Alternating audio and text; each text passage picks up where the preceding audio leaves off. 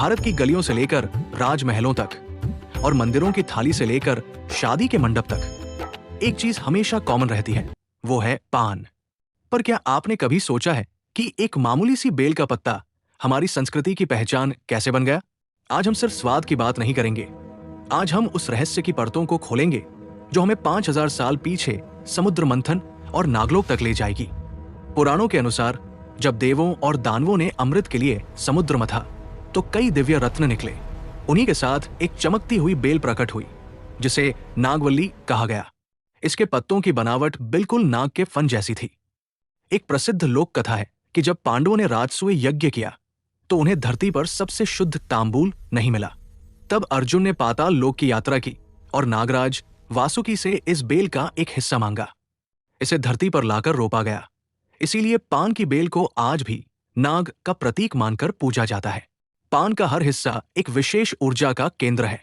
शास्त्रों के अनुसार अग्रभाग टॉप इंद्र और शुक्र देव वैभव और ऐश्वर्य के देवता, दायां बायां भाग सूर्य और मां पार्वती, मध्य भाग सेंटर मां सरस्वती ज्ञान की देवी, निचला भाग टिप मां लक्ष्मी धन की देवी।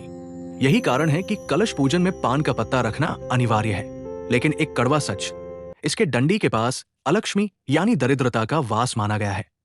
इसीलिए पुराने लोग हमेशा पान की डंडी तोड़कर खाने की सलाह देते हैं। इतिहासकारों की माने तो पान का उपयोग भारत में 2500 सालों से हो रहा है। गुप्त काल में यह कुलीनता का प्रतीक था। मुगल काल में पान तमीज और तहजीब का हिस्सा बन गया। उस दौर में बीड़ा उठाना सिर्फ पान खाना नहीं था, बल्कि किसी कठिन कार्य की जिम्मेदारी लेना था। राजा अपनी वफादारी का इनाम पान देकर करते थे। 13वीं सदी के महान यात्री मार्को पोलो ने भी लिखा था कि भारत के लोग अपनी सेहत और ऊर्जा के लिए हमेशा एक जादुई पत्ता चबाते हैं। हनुमान जी को पान क्यों चढ़ाया जाता है? इसके पीछे एक बेहद सुंदर प्रसंग है। जब हनुमान जी ने अशोक वाटिका में माता सीता को श्री राम की मुद्रिका अंगूठी दी तो सीता मैया के पास उन्हें देने के लिए कोई जेवर नहीं था। उन्होंने पास की बेल से कुछ पत्ते तोड़े और हनुमान जी के सिर पर वर्षा कर दी। वे पत्ते पान के थे। तब से बजरंगबली को प्रसन्न करने के लिए मीठा पान चढ़ाना सबसे उत्तम उपाय माना जाता है। तो दोस्तों, पान सिर्फ एक पत्ता नहीं, हमारी आस्था, विज्ञान और इतिहास का संगम है। अगली बार जब आप पान देखें तो इन कहानियों को जरूर याद करें। क्या आपको पता था कि पान के पीछे इतना गहरा विज्ञान है?